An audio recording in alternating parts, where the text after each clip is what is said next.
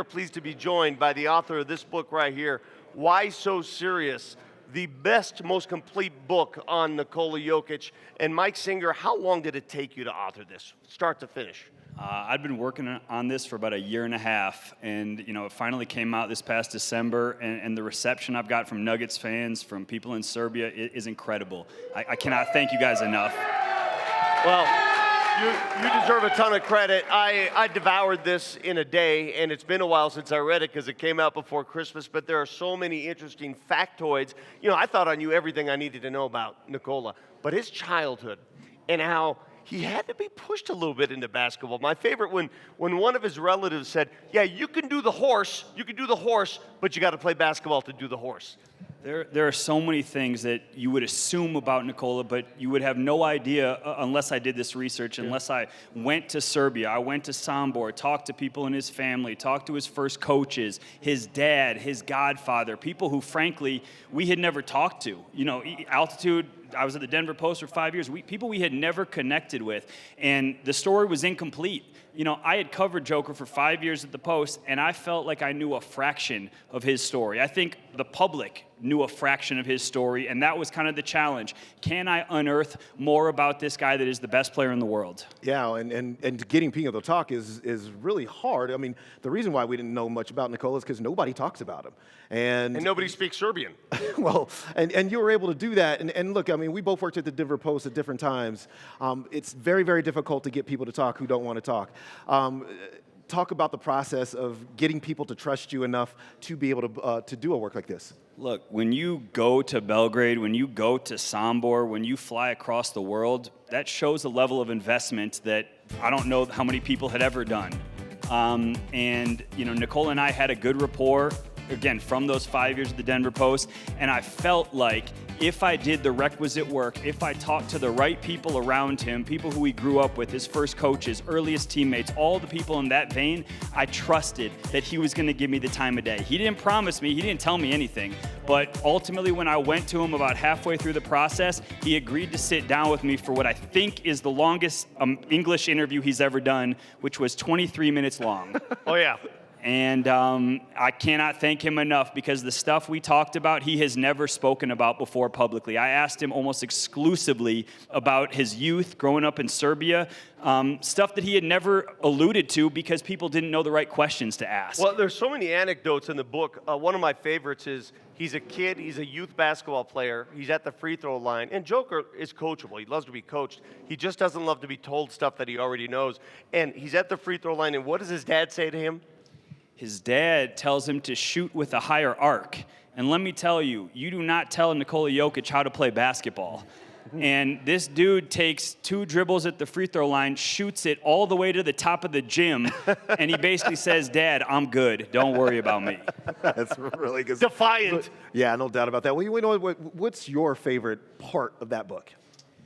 I think it is getting into his youth and stuff that nobody knew about because, like I said, I think people assumed this. Or you could say, this guy is so clever, he's so devious, he's so... He's very stubborn, and he's always messing with people. And to be able to show that really was what I was, trying to do. I knew that he was stubborn. I knew he was difficult. I knew every time I would ask him questions in press conferences, he would evade them and be difficult because that's what he does. But if I can show it, if I can give you something tangible, then I think that I've done my job. And that was kind of the challenge, is just unearthing stuff that nobody knew about him. And when he says I did a good job with it, man, I don't really care if anybody else likes it. Like, that was it for me. We know Nikola's brothers, and we see them all the time, fun-loving, but the truth of the matter is, it was like 8 years ago, I went to New Orleans when he was a rising star, and I got to know just how important his brothers were to his life. He wouldn't be here today without them pushing him. I know we all see his brothers kind of walking around the arena and see them on TV every now and then. Strahinja, his oldest brother, does not get nearly enough credit for the amount that he pushed him, the amount that he encouraged him, the amount that he didn't let him quit. I mean, Joker didn't like to practice. He didn't like to condition. He didn't like to run. And Strahinja was there every single step of the way saying, you're not quitting. You're too good. We're not going to let you not maximize what you're capable of. And then for Joker, when did that, that switch flip for him, that he didn't need to be pushed anymore? I don't know. It probably wasn't that long ago, to be honest with you. He's so unique, and he's such a unique person. But one guy who deserves a ton of credit, who unfortunately is no longer with us, was his coach in Serbia. His name is Dejan Milojevic, and he was an assistant coach for the Golden State Warriors. He passed away last January. This guy was his mentor. This was a guy who taught him the right approach, who taught him to never lose that childlike joy that he plays with. And he meant the world to Joker. And when he passed, I mean, it took a toll on him. This was his mentor. And when I was in Belgrade a year and a half ago, I had lunch with Dejan, and he kind of explained to me the role that he played in Nikola's life and what it was like in Serbia dealing with this 17, 18-year-old guy who was immature, didn't like to practice, didn't like to work.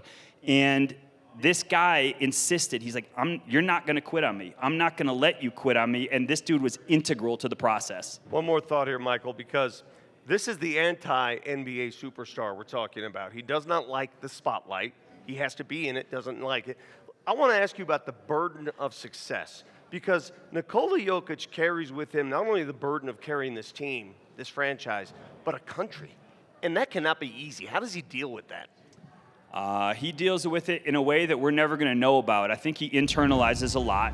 But one of my favorite quotes from our interview, I asked Joker, what are we know you're kind of negative towards celebrity and the spotlight and all that. Are there any positives to it?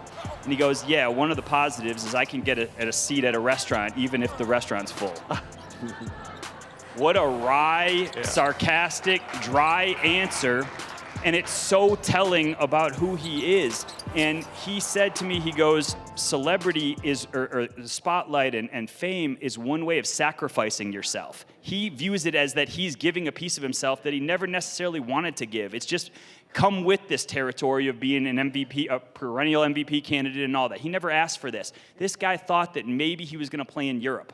Genuinely thought he was going to play in Europe and never knew that he would amount to this. But what a testament to putting your head down, working hard, following a routine, and you look up one day and you're on top of the basketball world. Michael, wonderfully done. Thank you for this gift. Yep, It truly is a gift for every Nuggets fan. Mike Singer, everybody.